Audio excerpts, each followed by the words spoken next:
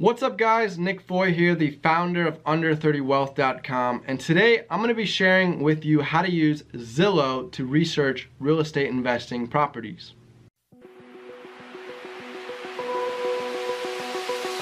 Open eye, feel the waves cut through me, hypnotized by the sounds I'm breathing in. Hold tight, hold tight.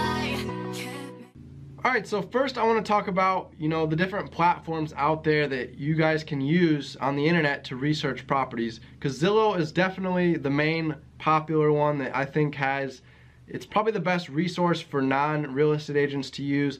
But there's other sites out there, Trulia, Realtor.com, Homes.com, and even Craigslist. You can find, some deals and properties for sale on there.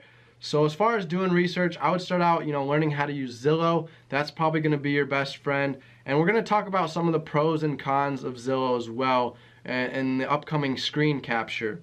But for starters, I want to mention that, I'm a real estate agent, licensed broker, and I've got access to what's called the MLS. So that's this database where all the real estate agents list properties for sale so that other agents can go on there and find properties for their buyers by setting different criteria.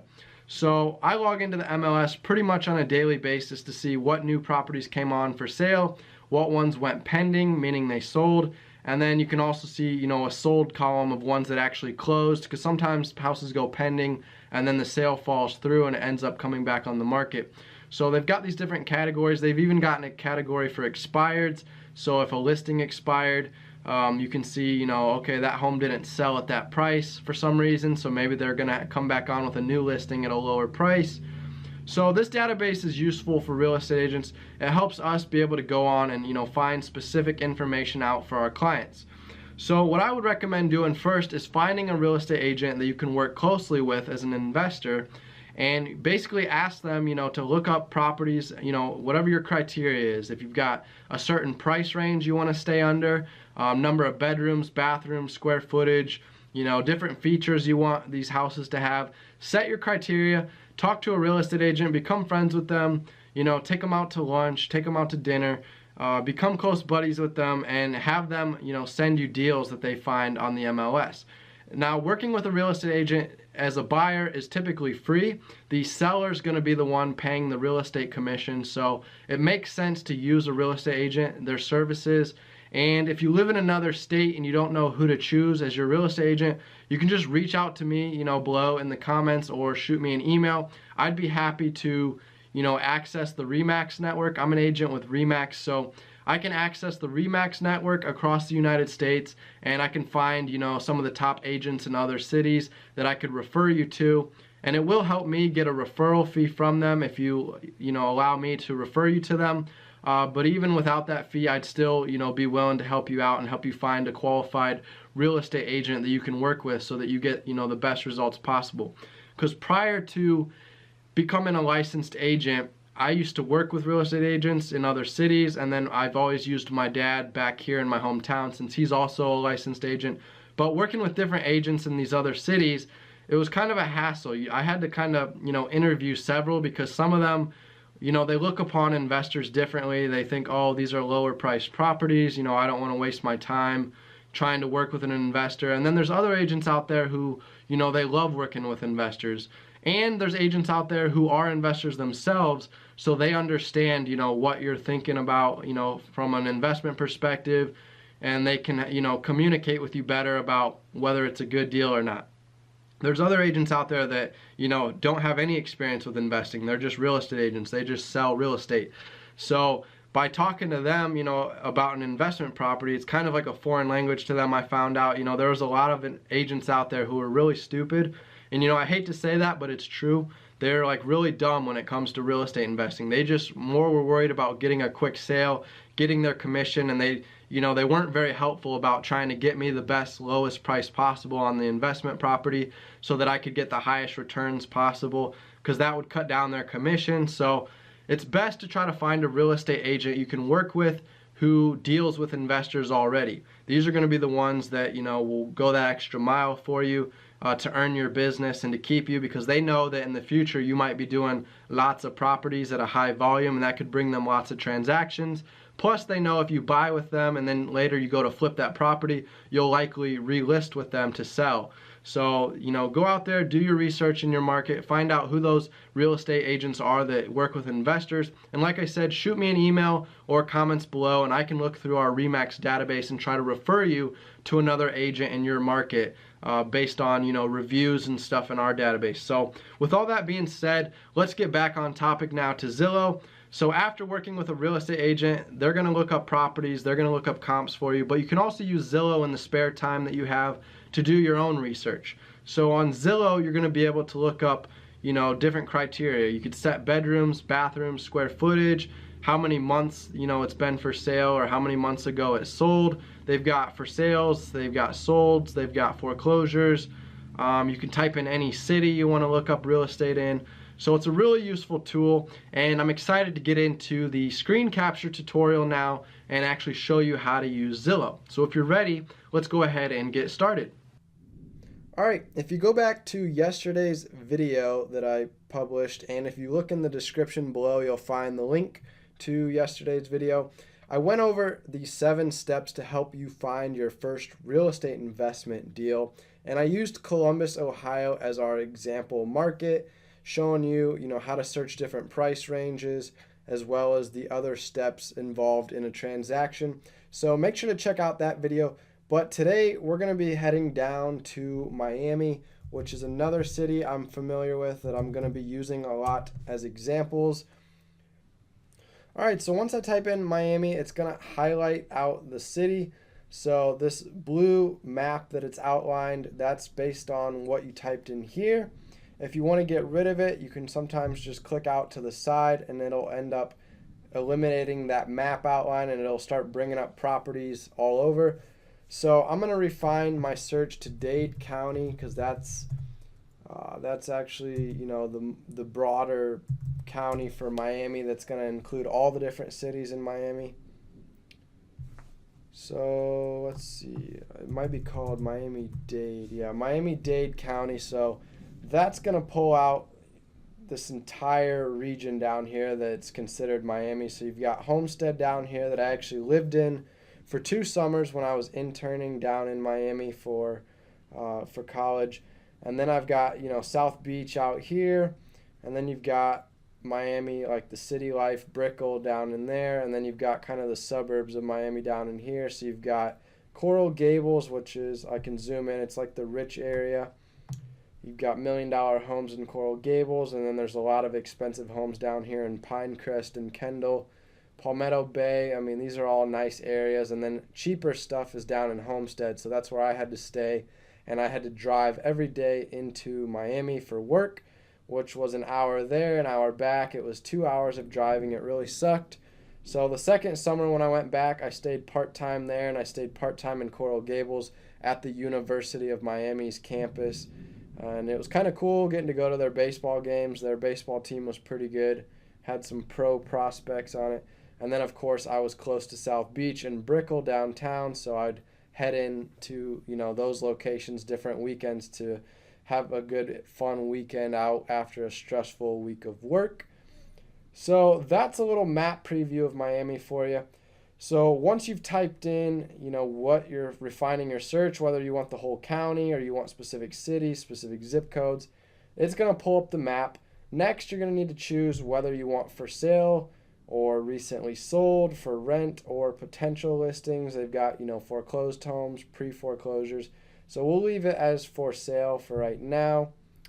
And then we could set a price range. So if we want to target, homes in a specific price range. So if I'm trying to flip homes in Coral Gables that typically sell for 5, 6, 7, 800,000, then I'm going to set up criteria to see if there's anything in Coral Gables for sale between 150 to 300.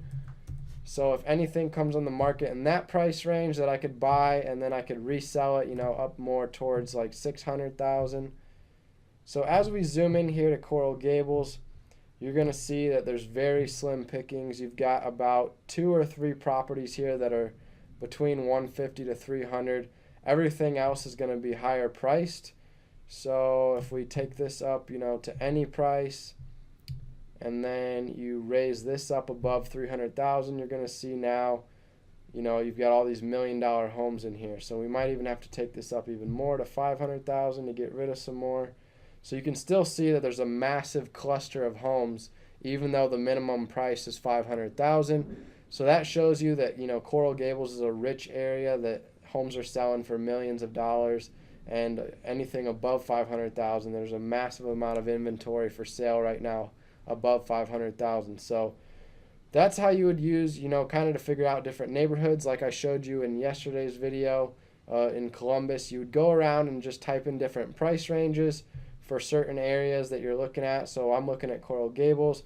I would keep adjusting these price levels to see where the biggest cluster is. So right now it's, looking like it's in that 500,000 to, 3-4 million. So a lot of homes for sale there. And then if we were to go back below 300,000, there's hardly any homes for sale. So that's what I would do if I was trying to flip in Coral Gables. Anytime a home comes on under 300 grand, I would be checking it out because it's probably in rough shape, needs fixed up, and then you could resell it for, 500,000-600,000. So once you've set your price criteria, next you need to determine how many bedrooms you're looking for. Ideally, you want to think about your end buyer. So when you go to resell, where's the biggest pool of buyers? And I think the big pool across the country is probably 3 bedrooms or more. There's people out there who will settle for a 1 or 2 bedroom home, but a lot of families you're going to sell to are going to need at least 3 bedrooms. So I pretty much eliminate anything that's 2 bedrooms or less. I just target 3 bedrooms. It helps narrow down the criteria more. And if you can hear in the background right now, I've been trying to ignore it. There's some massive lightning and thunder going on. So we'll go ahead and continue this tutorial anyways. So we've got 3 bedrooms here. Next, you've got home type: houses, apartments, condos, townhomes, manufactured, that's like mobile homes, lots, and land. So I typically just use houses if I'm looking for rentals or for flips. When you start getting into bigger investments like multifamily, then you could just screen for apartments. Condominiums, I pretty much try to avoid. When I work down in Miami, it's pretty much all condos down here. Back when the recession hit, a lot of apartment buildings got bought up by investors, and then they converted them back into condominiums, and they sold off all the individual units to owners, so that became a condominium association. Then they have a board of directors who runs the whole building, and they work with the property management companies. So with condos, in order to buy a condominium, you have to get approved usually by that homeowners association. They've got rules as far as if you can rent out your property or not. Some associations only allow you to be a homeowner. They won't allow rentals. They don't allow short-term rentals, or they have a specific ratio. Only like 40% of condos can be rented, and they keep track of everybody renting it out until they hit their quota. So there's a lot of bylaws and restrictions with condominiums. And then you've got the monthly HOA fee you're paying to that homeowners association. And kind of the resale value is kind of limited because you have to value it based on what other condominiums in that same complex sold for. So I typically avoid condos. I'll just look at houses or apartments depending on if I'm looking to flip or if I'm looking to buy rental property. Lastly, we've got the more category. You can set bathrooms. I set it at least 2 baths. Square footage, I set at least 1,000. I don't want to deal with a little shack that's only like 600-700 square feet. I'd rather get an actual nice home that's got some nice sized rooms. So that's why the 1,000 square foot will help get rid of all those tiny properties. Lot size I leave as any, but you can choose if you want a specific amount of land. So if you're looking for, acreage, you could set 5 or 10 acres there. Year built, if you don't like older homes and you want to just mess with new homes, you could set a minimum year of like 1990, 1980, 2000. HOA, this has to do with the monthly fees to HOAs. So again, this doesn't matter because I'm not messing with condominiums. And then we've got days on Zillow, so we can screen properties that have, been on up to 3 years. Or if you want to see what's come on in the last day, you can screen for that, or the last 7 days, the last 14 days. So that's nice as far as looking at the most recent properties as well as looking at older properties that have sat a while that maybe they can come down in price if you offer a low price. You can also enter keywords for features you want. So here they've got garage, pool, waterfront, etc. And then you can choose if you want only single story homes or if you want like multi-story homes. So Zillow lets you narrow your search down pretty narrow. So that way you can have specific criteria of certain properties you're trying to look for, and it'll get rid of all the fluff to make your search more user friendly.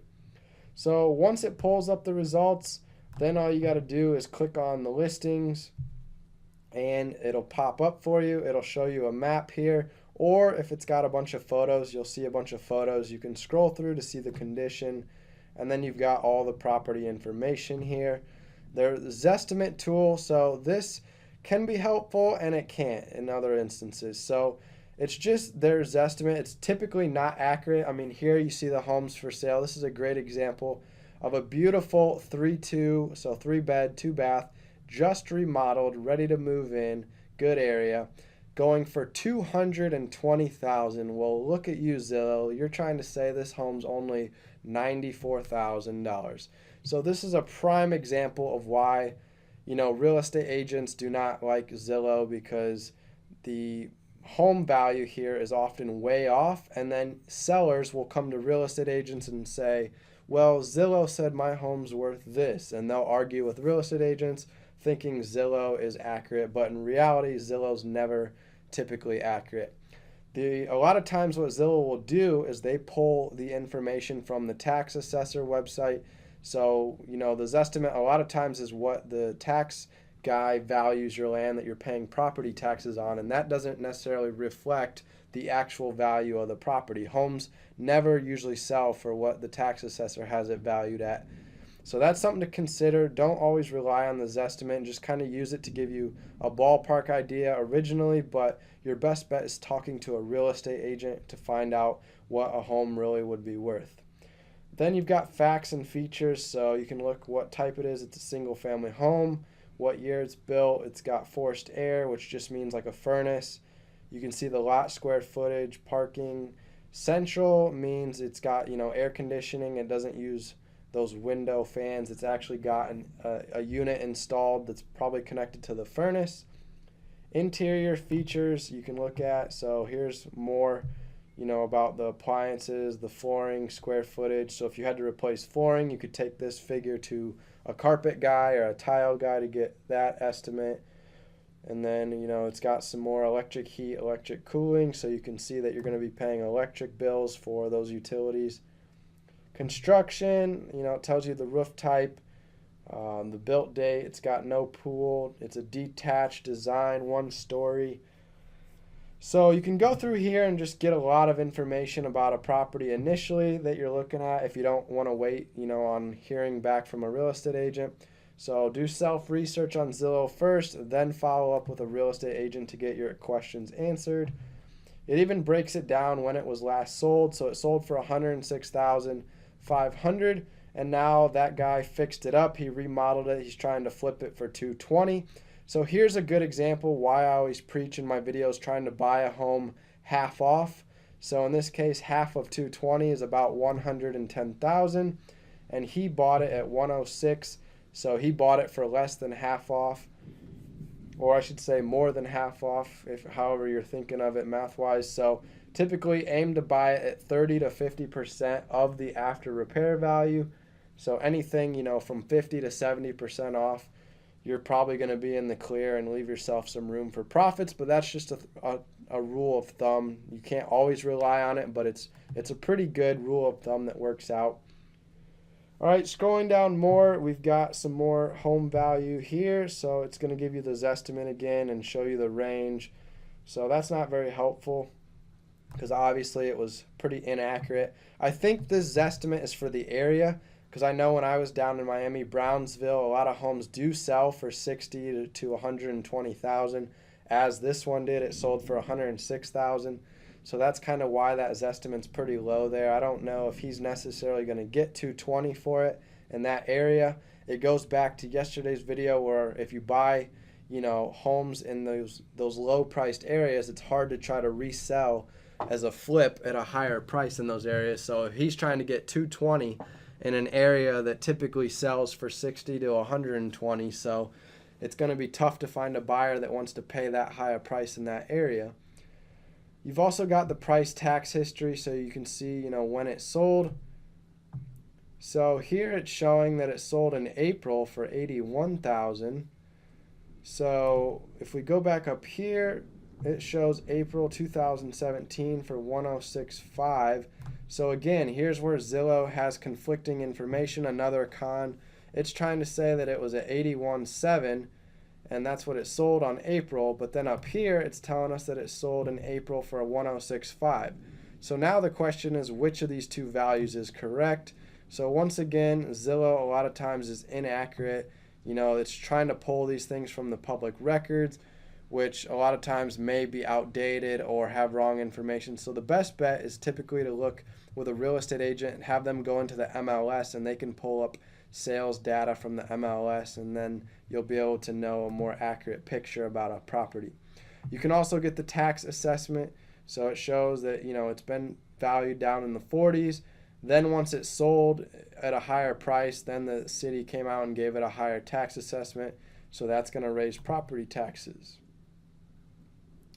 And then Zillow's got some other cool features, price this home.